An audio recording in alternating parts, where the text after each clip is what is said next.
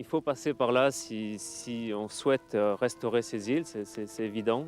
Euh, mais c'est vraiment pas par plaisir qu'on mène ce genre d'opération.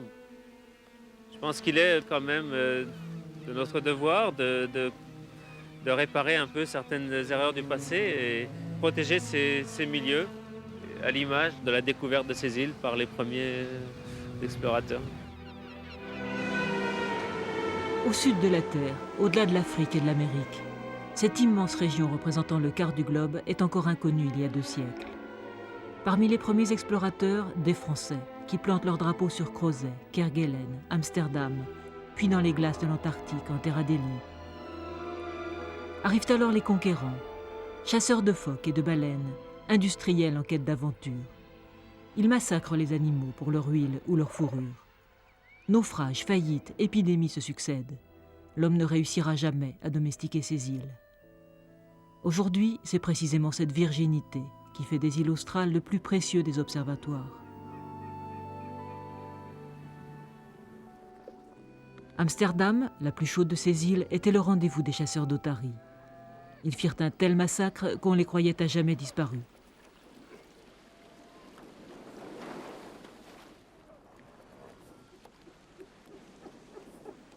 En quelques années, les otaries sont revenus.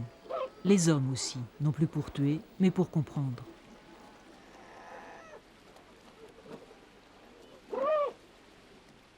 La plongée débute au coucher du soleil et s'arrête au lever du soleil.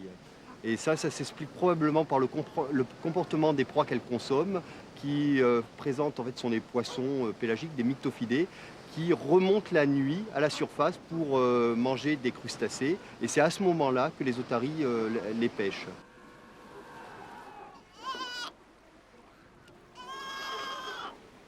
Leur vie à terre, on la connaissait à peu près. Mais on ignorait presque tout de leur vie en mer. Pour les suivre, les chercheurs les ont équipés de minuscules émetteurs. Les premières informations les ont stupéfaits. Lorsqu'on a posé nos premiers appareils, au bout de 10 jours, on n'avait toujours pas récupéré d'appareil, on était à peu près persuadés qu'on avait tout perdu. Et en fait, cette espèce, en milieu subtropical, effectue des séjours en mer extrêmement longs. C'est-à-dire qu'en été, les femelles passent une dizaine de jours en mer et en hiver jusqu'à 20 jours. Les petits restent sans manger et vivent sur leurs réserves. Et après un long séjour en mer, comme ça, la femelle revient à terre et pendant 2-3 jours, elle va transférer du lait à son petit. Et un petit qui pèse 6 kilos à l'arrivée de sa mère va prendre 3 à 4 kilos en 3 jours.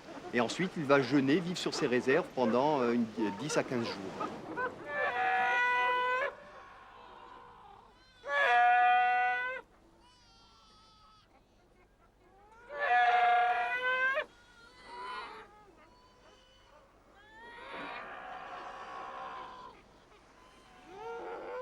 Si la mer tarde trop à revenir, eh ben, ils économisent leur énergie et ils vont se cacher sous un rocher et se reposer, essayer d'économiser au maximum les réserves qui leur restent.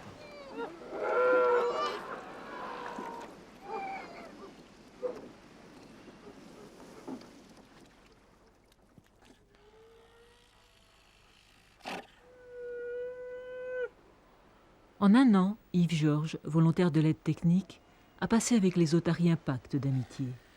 Il a même appris leur langage.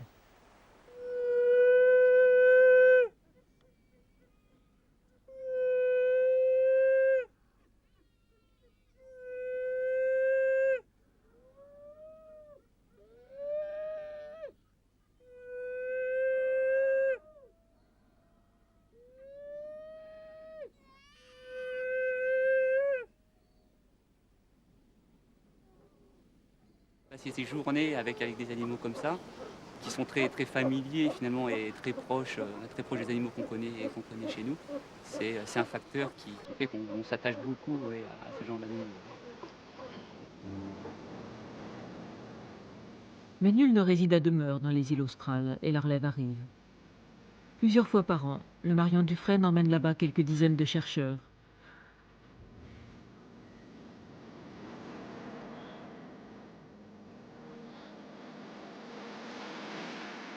Quel que soit leur laboratoire d'origine, ils sont envoyés par l'Institut polaire. Certains sont très jeunes, comme les volontaires de l'aide technique, d'autres plus chevronnés. Ça fait bientôt un quart de siècle que je fais ce trajet, je connais bien. Pour moi, c'est... Vous voyez d'ailleurs à mon accent que je suis quelqu'un du Sud. Et je sais un peu chez moi ces îles. Ceci dit, ça fait bien loin peut-être pour arriver à des îles paumées au milieu de l'océan Indien. Mais c'est un peu le royaume des oiseaux marins. Travail d'approche. C'est le paradis perdu pour moi, c'est-à-dire la zone du monde où l'homme et l'animal arrivent à se supporter, à vivre en toute harmonie.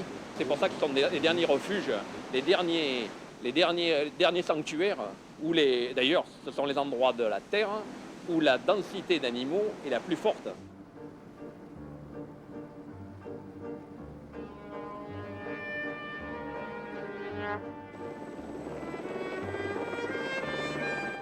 Pierre Jouventin dirige un laboratoire de biologie dans les Deux-Sèvres. Son fichier sur la faune australe est le plus complet du monde pour le nombre d'espèces et l'ancienneté du suivi. Parmi ses postes d'observation, Crozet, quelques cailloux battus par le vent et la pluie, des baraquements militaires, une vingtaine d'hommes isolés au milieu de 25 millions d'oiseaux. Un paradis pour les ornithologues.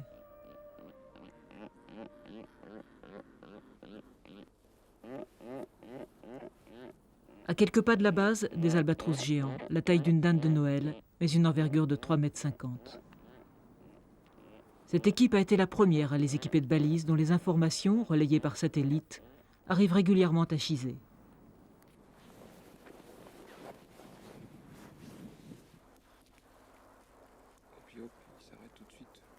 Les premières balises Argos miniaturisées faisaient 200 grammes, celle-là elle fait une vingtaine de grammes. Et donc on a montré ainsi qui faisaient jusqu'à 10 000 km à partir de leur nid, c'est-à-dire ici, jusqu'en mer, pour se nourrir. Ils vont parfois jusqu'au continent antarctique. On pensait qu'ils allaient très loin, mais en quelques dizaines ou centaines de kilomètres, mais on ne pensait pas que ce soit plusieurs milliers de kilomètres.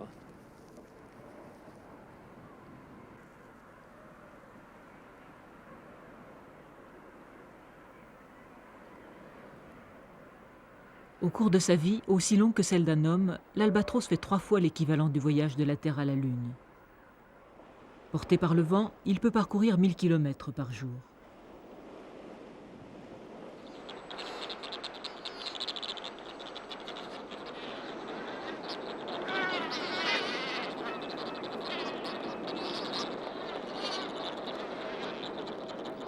Car pour assurer la survie de l'espèce, l'albatros, comme la plupart des animaux de ces régions, est condamné à faire d'immenses allers-retours entre les zones de pêche et les rares îles où il revient, l'estomac chargé de poissons, pour nourrir ses petits. Au milieu des nids, les scientifiques attendent les albatros à bec jaune, une espèce plus petite, pour comprendre tous les détails de cet incessant manège.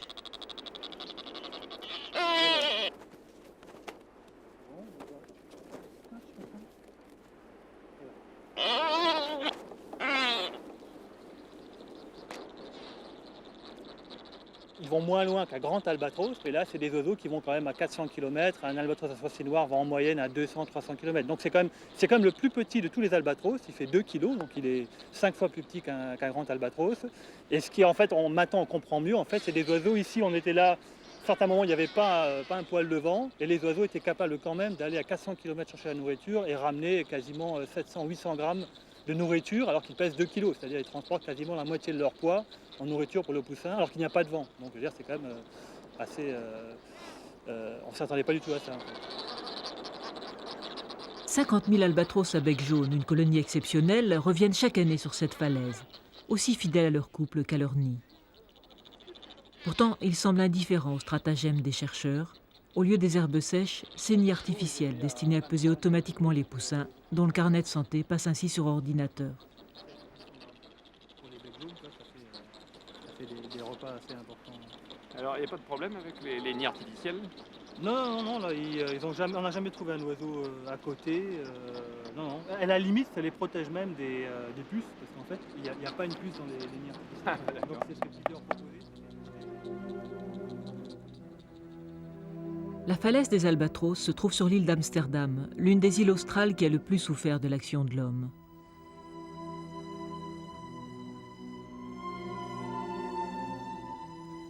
Au début du siècle dernier, c'était encore une forêt d'arbustes spécifiques à l'île, les filicas. Il n'en reste que quelques buissons. Car les hommes ne sont pas venus seuls. Ils amenaient avec eux des intrus, des rats passagers clandestins, puis des chats qui délaissèrent les rats pour manger les oiseaux, des lapins pour la chasse.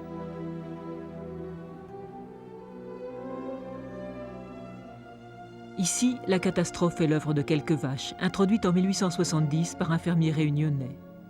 Le fermier ne resta que quelques mois, mais il oublia ses vaches, qui, devenues sauvages, ont continué à dévaster la végétation.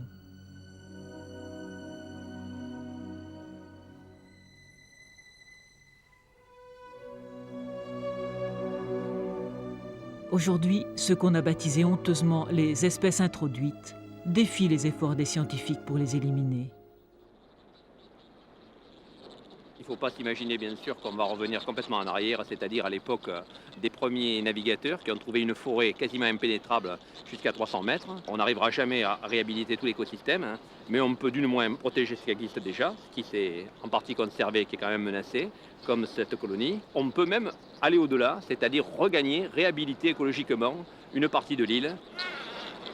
L'homme essayant d'effacer ses propres traces, cela peut ressembler à une utopie. Bien sûr que c'est un rêve impossible, mais pas plus impossible que le fait de vivre en cohabitation sur la planète avec la nature. Le problème de l'homme moderne, c'est aussi le problème de cette île.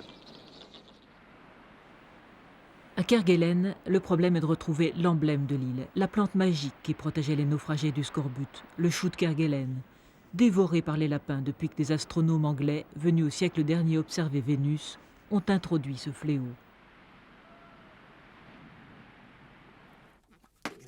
Quelques poils dedans.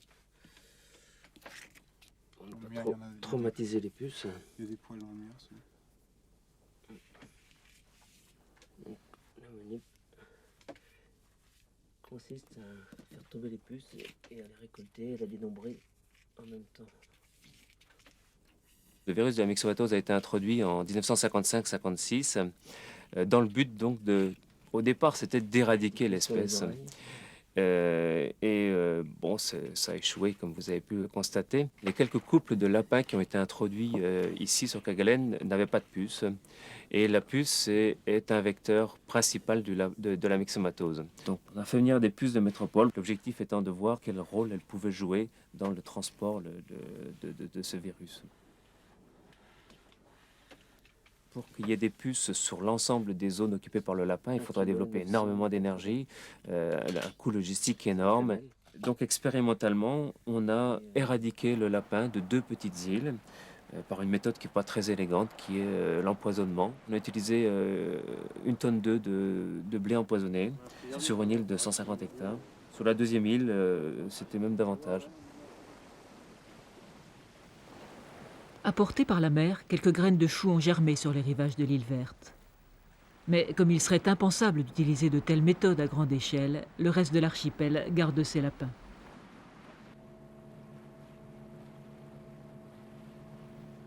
Sur les 300 îles de Kerguelen, une seule a été miraculeusement préservée des espèces introduites, c'est Maïès, interdit aux visiteurs sauf aux ornithologues, pour qui le fait d'y camper quelques mois représente un véritable privilège.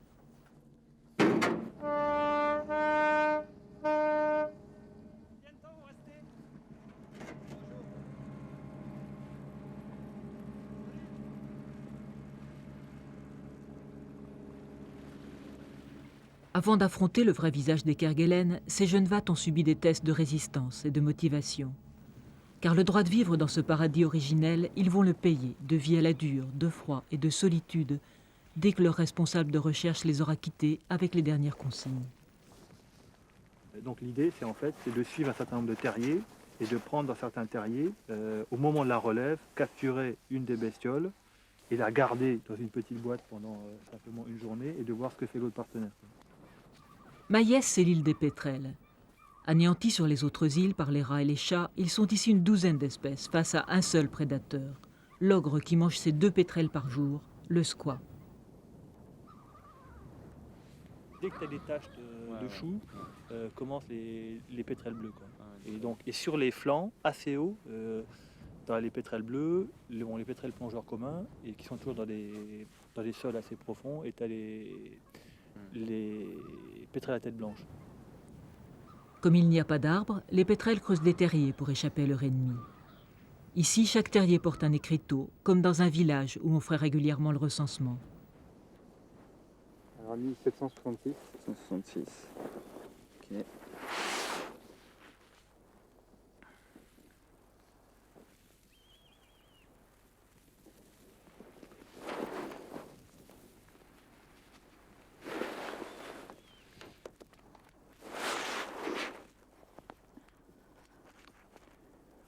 Alors GX 16 GX 16. 400.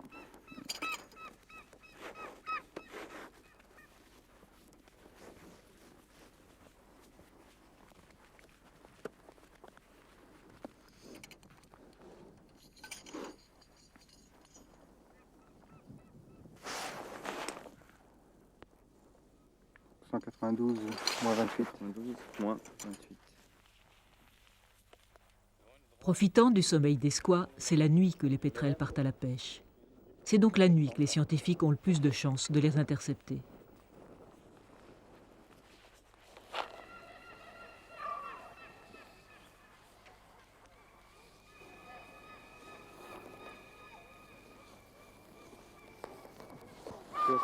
C'est un pétrel bleu. Ce sont les animaux qu'on peut manipuler, qu'on peut approcher sans aucun problème, ce qui est complètement unique puisque tous les oiseaux qui ont évolué à proximité de l'homme sont devenus farouches puisque l'homme les exploitait. Ici, il n'y a jamais eu d'homme, donc les animaux ne sont pas farouches, on peut travailler très facilement sur eux. C'était un peu un choc de se retrouver catapulté comme ça, de descendre du Marion et puis quelques heures après d'être au milieu d'une île, au milieu de l'océan austral. C'était assez extraordinaire de se retrouver comme ça dans une petite cabane sur une île peuplée seulement par des pétrels. C'est assez génial. Seule une liaison radio relie chaque soir les ermites des cabanes au reste du monde.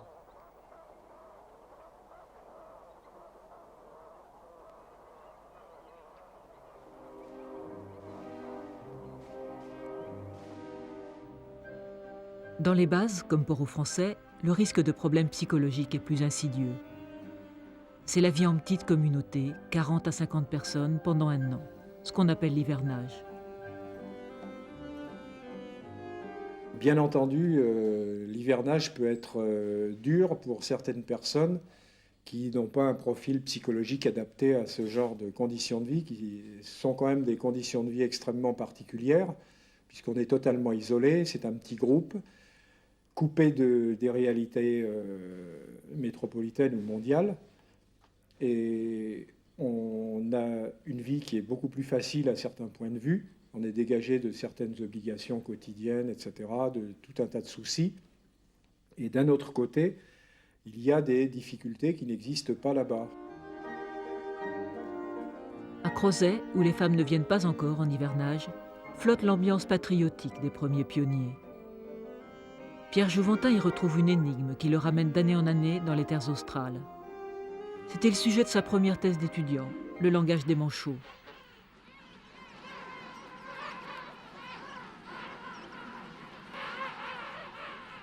Eh bien, nous avons derrière nous une colonie de 100 000 oiseaux environ. Mais ceci dit, ce n'est pas la plus grande colonie qui existe, puisque juste à côté, dans l'île aux cochons, vous avez une colonie qui fait 1 million d'individus et dont la pêche, ce qui rapporte de la mer, on l'a calculé, ça revient à peu près à 2 fois le tonnage des pêches françaises. Au pied de ces manchots royaux, une bosse blanche. C'est l'œuf qu'ils couvent bien au chaud dans un repli de leur peau.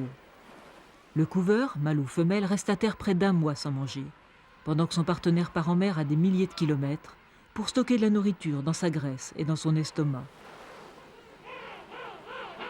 À terre, le manchot couveur vit jusqu'à l'extrême limite de ses réserves. Il attend impatiemment le retour de son conjoint. Mais comment vont-ils se reconnaître dans cette foule? C'est, en les ayant suivis depuis des années, qu'ils se retrouvent, qu'ils se reconnaissent individuellement, non pas par la vue, non pas par l'olfaction, mais par l'ouïe. C'est à l'intérieur du cri que se trouve la clé, la serrure qui leur permet de se retrouver. Sur ces 100 000 manchots, chacun aurait donc un chant distinct de celui des autres. C'est le secret de cette combinaison que Pierre Jouventin tente d'élucider, avec l'aide d'un acousticien.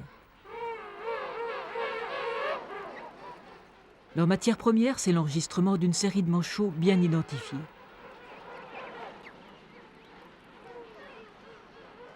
Les manchots sont très intéressants parce qu'ils ont des problèmes de reconnaissance dans le bruit. Et c'est ce qu'on appelle un peu l'effet cocktail party, c'est-à-dire qu'on a à rechercher une information dans le bruit. Alors l'homme y arrive assez mal. Dans un hall de gare, on a beaucoup de mal à se faire entendre et comprendre de quelqu'un qui est à distance. Visiblement, le manchot y arrive parce qu'il utilise un code adapté au bruit.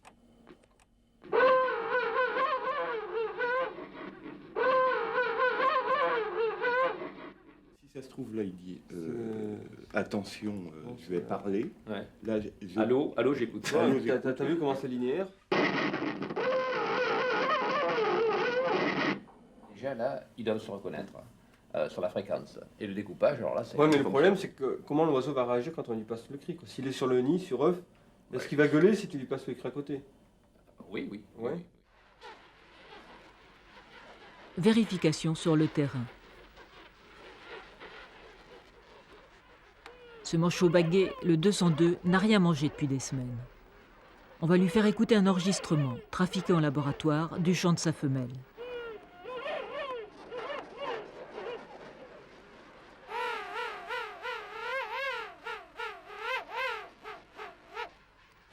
Test réussi. Dans tout ce brouhaha, le 202 a reconnu la clé vocale de sa femelle.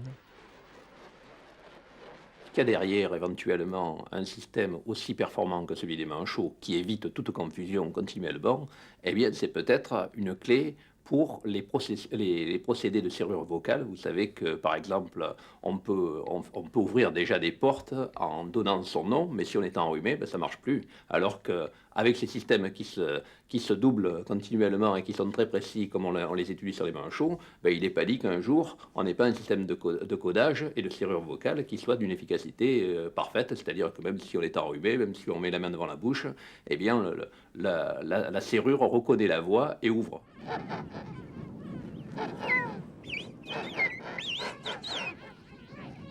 De plus en plus, les chercheurs ont l'impression que les manchots sont de drôles de mécaniques qui pourraient en apprendre à l'homme.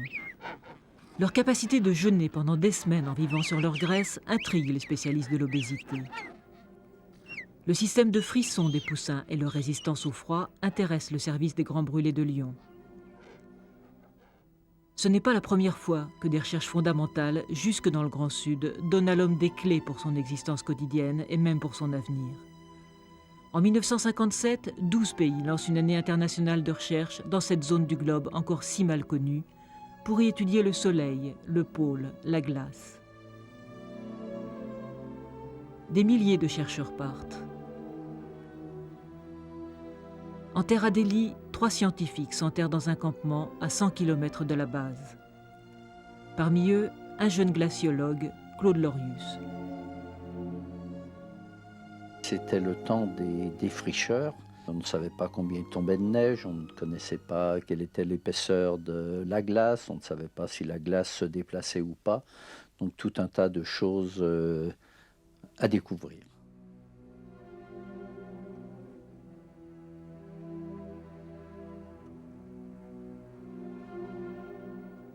Dans ce no man's land, sous des températures allant jusqu'à moins 40 degrés, les opérations de carottage entreprises avec des instruments rudimentaires allaient entr'ouvrir la porte du passé.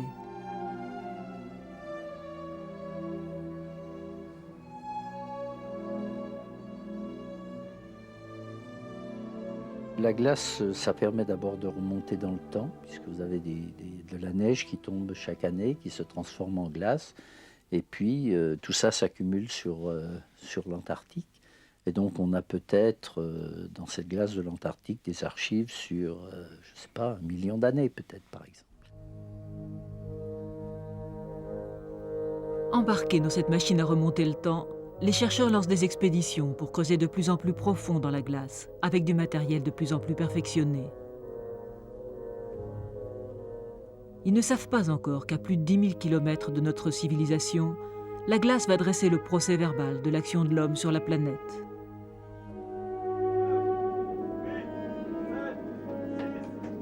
En 1985, au cœur de l'Antarctique, un carottage soviétique remonte à 150 000 ans. Analysant ces échantillons, l'équipe de Claude Lorius fait une découverte capitale. Ces archives, en quoi consistent-elles? Essentiellement, elles permettent d'abord de reconstituer les variations du climat passé.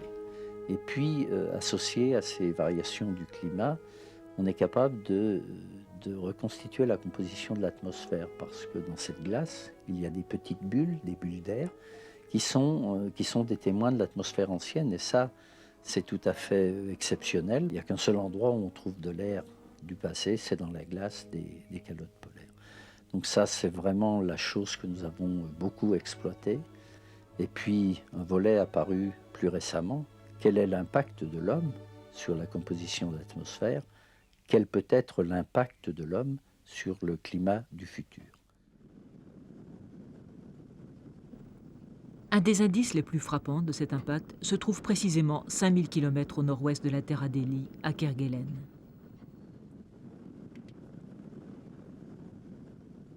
Sur ce mont Vert, il y a encore 40 ans, au début des années 50, un glacier avec des crevasses et à forte alimentation qui a été cartographié.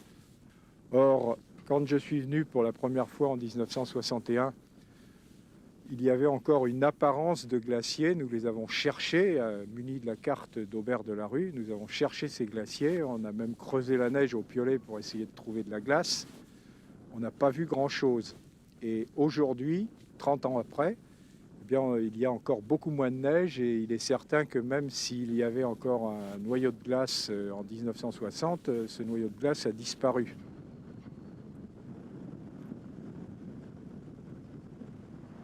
Cette disparition pourrait être due au grand cycle naturel de réchauffement et de refroidissement des climats, constaté à travers les siècles. C'est ce que croient encore certains scientifiques. Mais d'autres s'interrogent.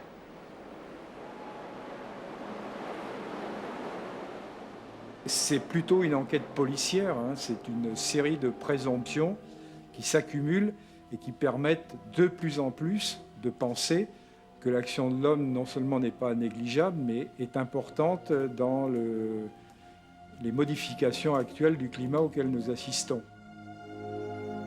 Ce que l'étude des fonds marins et de la glace a indiqué, c'est que depuis le début de l'ère industrielle, certains gaz étaient de plus en plus denses dans l'atmosphère. Des gaz qui favorisent le réchauffement du climat. C'est ce qu'on appelle l'effet de serre. Il y a l'effet de serre, dans le fond, tout le monde sait comment ça marche parce que chacun sait ce que c'est qu'une serre. La seule différence, c'est que cette enveloppe, au lieu qu'elle soit, par exemple, en verre et construite par l'homme, cette enveloppe, c'est simplement les gaz qui constituent notre atmosphère. Et donc, les gaz que l'on dit à effet de serre, eh bien, sont ceux qui laissent passer les rayonnements du Soleil, mais qui absorbent le rayonnement réémis par la Terre et empêchent que la Terre se refroidisse. Le paradoxe, c'est que pour bien mesurer l'évolution de ces gaz dans l'atmosphère, il faut se placer à l'écart des sources de pollution. C'est pourquoi, à cause de son isolement, l'île d'Amsterdam est devenue un des observatoires les plus utiles dans les recherches sur l'effet de serre. Au-dessus de l'île, poussées par le vent, passent des masses d'air qui font le tour du monde, charriant des résidus de notre pollution. Paris, Mexico, Tchernobyl. Mais les chercheurs qui pistent l'un des principaux responsables, le gaz carbonique ou CO2, sont tombés sur un autre mystère. Non seulement la concentration augmente depuis le début de l'ère industrielle, mais elle augmente même moins vite que ce qu'elle devrait faire compte tenu de la quantité de tonnes de carburants fossiles que l'on consomme chaque année. Il y en a près de la moitié qui ne se retrouvent pas dans l'atmosphère, qui se retrouvent ailleurs. Pour l'instant, la question n'est pas élucidée, fait l'objet d'études. C'est sur l'eau que se poursuit l'enquête, car une partie du gaz carbonique pourrait se retrouver dans l'océan austral, qui serait ainsi un gouffre, un puits de CO2.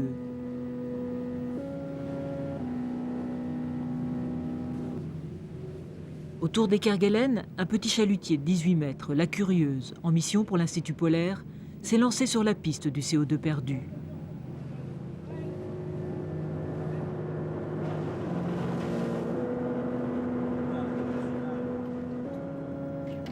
C'est un laboratoire flottant. L'équipe de Daniel Delille y établit les premiers diagnostics.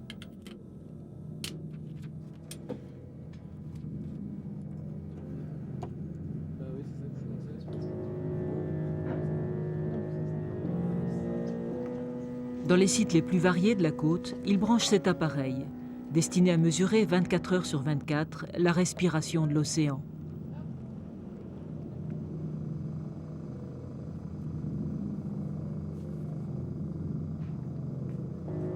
On espère bien que l'océan austral sera un épurateur de nos pollutions. Et donc le point précis ici, on essaye de comprendre si la zone côtière en particulier, en effet, est capable de réparer nos bêtises. Ces immenses algues qui entourent les Kerguelen, les macrocystis, seraient une des stations d'épuration offertes par la nature. Elles aident le CO2 à s'enfouir pour des milliers d'années dans les sédiments marins. Malheureusement, d'autres processus brouillent les pistes. Toute cette matière organique qui est faite par les algues, elle fait ce qu'elle peut. Au fur et à mesure, elle en recrache un petit peu, elle va en laisser filer. Et ça, les bactéries qui sont derrière, automatiquement se précipitent et vont le recycler presque aussitôt en CO2. Outre les bactéries, des milliards d'animaux microscopiques qui se nourrissent des algues vont renvoyer du CO2 dans l'air. C'est Patrick Mézot qui poursuit l'enquête, avec le plancton des Kerguelen.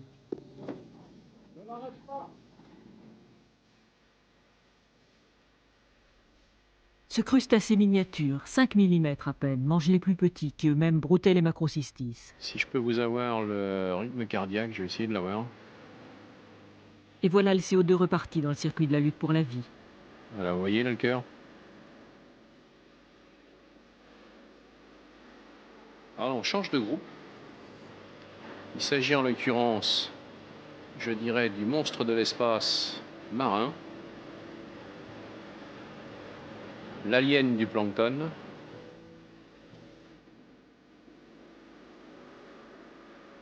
Ouais, je vais l'endormir parce que là, il pédale à une vitesse. Le MS-222, c'est pas sa tasse de thé. Hein. D'habitude, c'est toujours les plus grands qui mangent les plus petits. Là, en l'occurrence, il est parfaitement capable de manger des animaux de la même taille. C'est presque un estomac sur jambe. L'étude des animaux, elle s'inscrit dans l'étude du cycle du gaz carbonique dans l'océan. C'est-à-dire essentiellement le fait que le gaz carbonique soit pris par les végétaux. Ces végétaux, ils sont ensuite consommés par ces animaux, lesquels animaux vont être ensuite consommés par les oiseaux et les mammifères, qui, eux, vont purement et simplement renvoyer le gaz carbonique dans l'air, c'est-à-dire faire retourner au milieu atmosphérique ce qui a été prélevé par la mer au départ. Pister avec précision le CO2 lié aux activités de l'homme est une tâche si complexe que malgré des programmes de recherche internationaux de plus en plus importants, les scientifiques n'ont pas encore de résultats décisifs. Le problème, c'est qu'à force d'attendre, on prend des risques.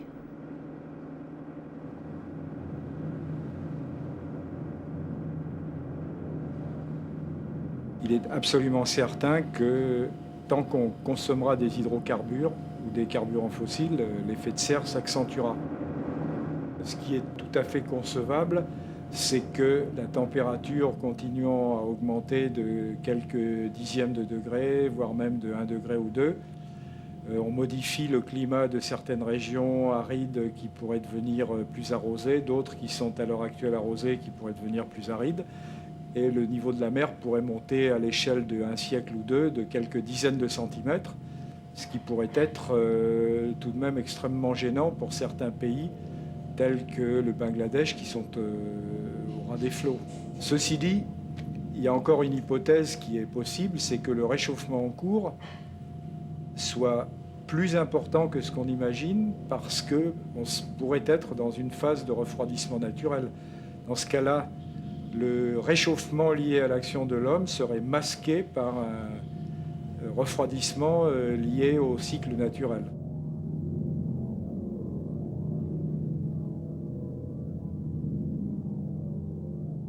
Il faut comprendre que quand on met une casserole sur le feu, l'eau ne se met pas à bouillir tout de suite. C'est parce qu'il faut le temps de réchauffer cette masse. Sur la Terre, c'est pareil.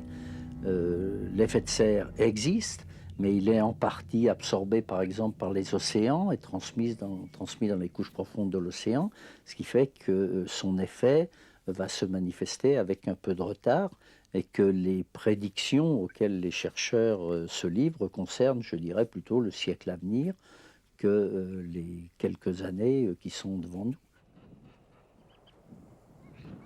Donc un grand signal d'alarme avec beaucoup d'incertitudes derrière, mais aussi la conviction des chercheurs qu'il est temps de considérer une révision de la politique en ce qui concerne les émissions de ces gaz à effet de serre. Une révision, cela supposerait une mise en cause de notre mode de civilisation qui a poussé à l'extrême l'exploitation des ressources de la Terre. Ce radome du CNES, installé au Kerguelen, symbolise la puissance de cette civilisation. Les prévisions pour le support? Oui, reçu, je réponds. AOS 05 10 45, site 2, azimut 12. Site max 05 18 04, site 76. Mais en même temps, parmi les satellites qu'il suit et dont il décode les informations, 3 satellites spot photographient en permanence les conséquences des changements climatiques et de l'action de l'homme sur la surface de la Terre.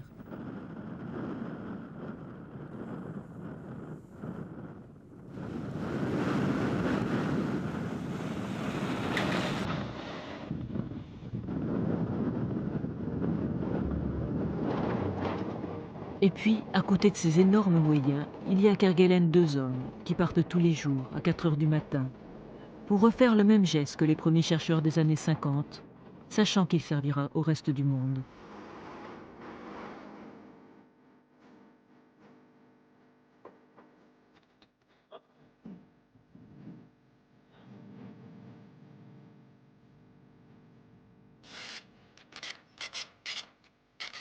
Il faut savoir que pour faire une prévision météo, à 3 jours, à 4 jours, à 5 jours, comme on fait maintenant, il ne faut pas travailler avec les données d'un continent, ni même les données d'un hémisphère, mais les données de la Terre entière. Et il y a effectivement des endroits de la Terre où il n'y a pas grand-chose comme données météo. Les océans, l'Antarctique. Heureusement qu'il y a les Kerguelen pour pouvoir savoir ce qui se passe. Sans ça, ce serait un énorme trou noir. Et il faut avouer que dans ce cas-là, ça serait difficile de faire des prévisions fiables. On est en quelque sorte les yeux du reste des météorologiques de la Terre entière qui finalement ne voient rien sur cette zone-là. Demain soir, avant l'approche, les nuages élevés, hein, je pense. Oui. Là, on le voit sur l'image satellite, il y a des gros papiers blancs. Et puis après, ça devrait être correct en espérant que ce soit bloqué. Bon, il faut prendre cette option-là.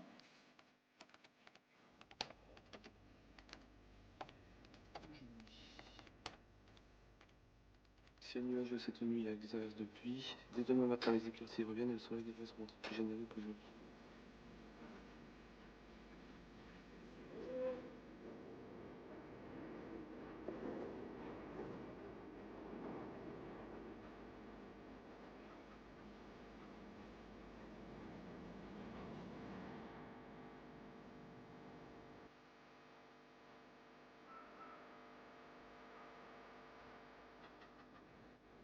Ce qui est extrêmement frappant ici au Kerguelen, c'est le changement de temps. D'un jour à l'autre, même à l'intérieur d'une journée. On va démarrer une journée avec du mauvais temps, avec de la neige, et puis quelques heures plus tard, ça se dégage. Et parfois, ça se dégage en une demi-heure. D'un seul coup, les nuages se déchirent, on commence à voir un petit point de ciel bleu, et puis une demi-heure plus tard, c'est presque le grand beau temps. C'est vrai que, pour l'instant, c'est pas aussi froid qu'on pouvait penser. Mais il faut savoir aussi qu'un petit peu comme le reste de la Terre, Kerguelen se réchauffe et il y a un petit peu moins de vent sans doute qu'il y avait il y a 45 ans à l'installation des stations météo. Sentinelles du bout du monde, les îles australes contribuent à l'apparition d'une prise de conscience. Une conférence mondiale sur l'environnement s'est réunie à Rio en 1992. Mais une machine qui met en jeu tant d'intérêts et de modes de vie change difficilement sa trajectoire, malgré les cris d'alarme. Moi, il me semble que l'humanité est condamnée à gérer ensemble la planète. On le voit bien à travers cet effet de serre, par exemple. C'est-à-dire que la pollution n'a pas de frontières. Ce que fait tel pays peut mettre en danger l'ensemble de la planète. Donc le but très loin est complètement utopique. C'est qu'il y ait une humanité qui vive plus ou moins en harmonie sur la Terre.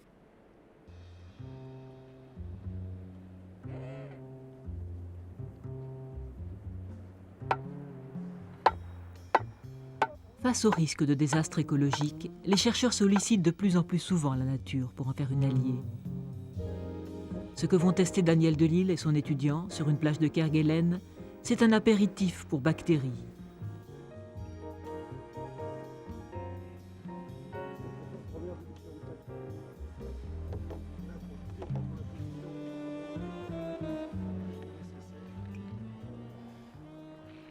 Le pétrole, c'est un produit tout à fait naturel, donc il existe dans la nature des bactéries capables de le dégrader. Ce qu'il y a, ce pétrole, c'est uniquement du carbone. Alors, les bactéries, elles ont plein de bonne volonté, mais que du carbone, c'est comme le steak sans les frites, ou on peut imaginer toutes sortes de choses.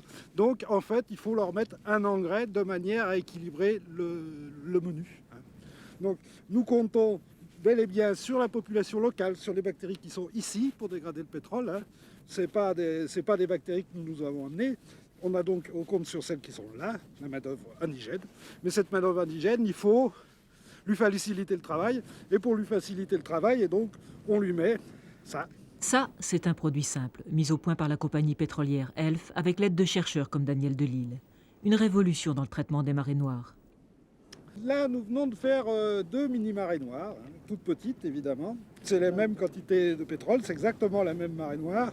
Mais dans la seconde, on a mis notre poudre de perlimpinpin, qui s'est avérée efficace en vraie grandeur, puisque au moment où il y a eu la catastrophe de l'Exxon Valdez en Alaska, les Américains, à ce moment-là, pris de court, ont essayé un peu toutes sortes de traitements, et ils ont essayé notre traitement, là, et ça s'est avéré être un des seuls traitements qui soit réellement efficace. Et c'est réellement efficace. Il y a des photos absolument extraordinaires. Quand le pétrole, ils l'ont utilisé sur les plages, bien qu'il était prévu pour l'eau aussi, ils l'ont utilisé sur l'eau et sur les plages. Et certaines plages, ils ont mis des bandes de produits.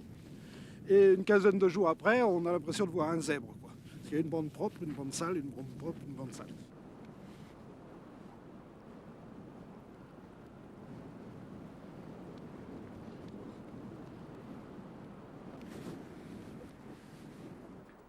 Grâce à leur lien si étroit avec l'environnement de ces îles et l'obstination de leurs recherches, les scientifiques des terres australes amorcent l'impossible dialogue entre les industriels et la nature. Au centre de ces négociations, un mot-clé, le respect des équilibres.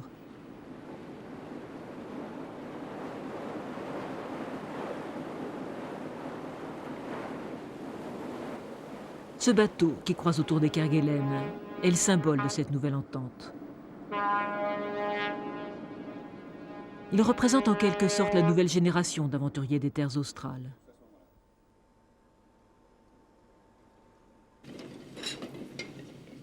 Affrété par le distributeur Intermarché, le Kerguelen de Trémarec, l'un des rares survivants de la grande pêche française, connaît aujourd'hui une nouvelle prospérité parce qu'il se plie à des méthodes de pêche étroitement surveillées par l'administration des terres australes. L'État font donner à 2 bateaux français un petit quota dans cette zone de l'hémisphère sud. Petit quota qu'il faut que l'on gère relativement intelligemment, à dire de ne pas pêcher le petit poisson. Alors je m'efforce tous les jours, et je donne les ordres à mon second capitaine également, tous les jours, toutes les nuits, de ne pêcher jamais au-dessus de 500 mètres de profondeur, pour pêcher le gros poisson et laisser les juvéniles grandir tout seuls dans les petits fonds.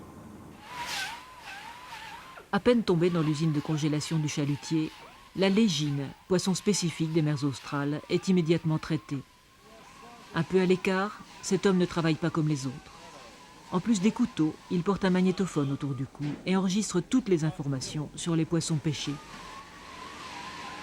69.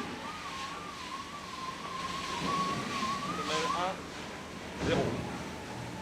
La légine est un poisson fragile et qu'il faut produire lentement. Donc il faut un certain temps et un contrôle régulier de la reproduction du poisson.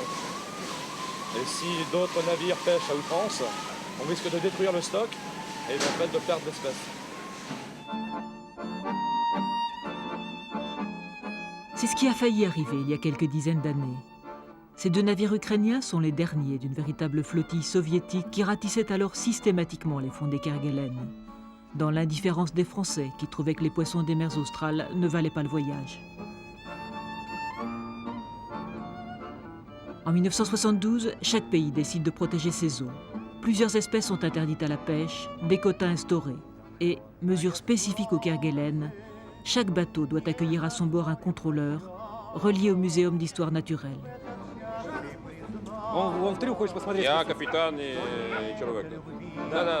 Jean-Marie Le Petit-Corps, pêcheur de métier lui-même, était un des premiers. Je ne conseille pas au niveau des quotas, mais mes analyses, mes conseils sur le terrain, ce que j'y vois, ce que je pense un petit peu justement de l'évolution du poisson, eh bien, je fais des rapports pour Paris. Donc suite à mes analyses, mes rapports, on arrive un petit peu à faire la part des choses et puis donc diminuer ou augmenter les quotas. Voilà. Cette méthode est très très efficace. Ce sont des gens qui étaient dans un état assez policier. Donc un coup de poing sur la table suffit largement. Je ne veux pas dire les faire trembler, sinon je vais passer pour la terreur. Mais à les rappeler à l'heure, leur rappeler qu'on est là pour sauvegarder la faune de la région. Il m'est arrivé une fois d'avoir un petit problème avec un capitaine et de lui dire, bon écoute, la prochaine campagne, je préfère ne pas te voir dans la région. Sinon, là, je te surveillerai plus particulièrement. Il est parvenu, il a compris la leçon. Ça remet les pendules à l'heure et ça permet aux gens de savoir qu'on est à l'écoute de notre travail et des petits problèmes dans la zone. Voilà.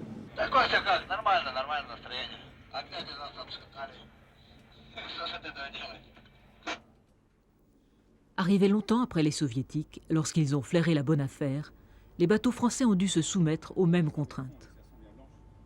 Il n'y a pas d'espionnage à faire, il n'y a aucune fraude à faire. De toute façon, on sait très bien que s'il y avait une fraude de fait sur les quotas, on a prévenu que les quotas pouvaient être divisés par deux brutalement s'il y a une fraude quelconque. Et ce n'est pas dans notre intérêt. Un intérêt qui ne se discute pas. Ce poisson blanc tout en filet se vend très cher aux Japonais, qui le jugent digne d'être mangé cru. La légine, c'est une véritable manne. Côté français, seuls 2 élus y ont accès. Les premiers à s'être lancés dans une aventure très risquée au départ, lorsque ce poisson n'avait pas fait sa percée sur le marché.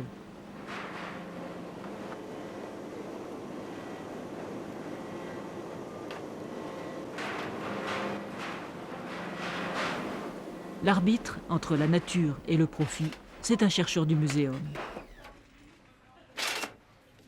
Si on accepte une 3e unité de pêche, on va mettre en péril d'une part la ressource et d'autre part la viabilité des 2 autres unités de pêche.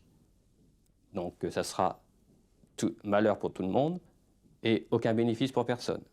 Donc on n'a pas intérêt à augmenter démesurément cet effort de pêche dans ce secteur.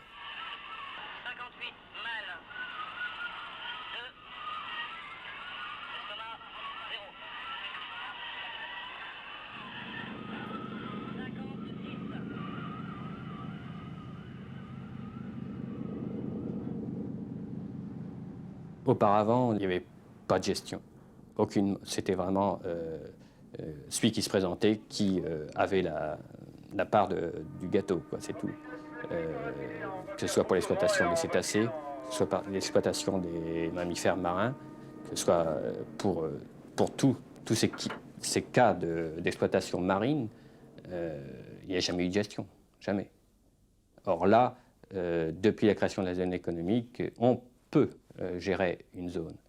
Je ne dis pas que c'est facile, parce que les intérêts sont quelquefois divergents. L'intérêt d'un amateur n'est pas le même que l'intérêt d'une administration, n'est pas le même que l'intérêt d'un scientifique.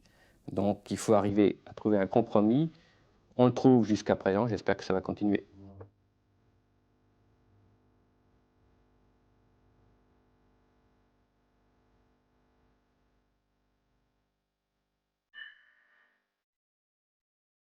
Deux siècles après la déception d'Yves de Kerguelen, qui croyait trouver ici un fabuleux continent, les scientifiques ont découvert que ce continent avait réellement existé. Mais c'était dans la nuit des temps. Ces îles n'en sont que des vestiges.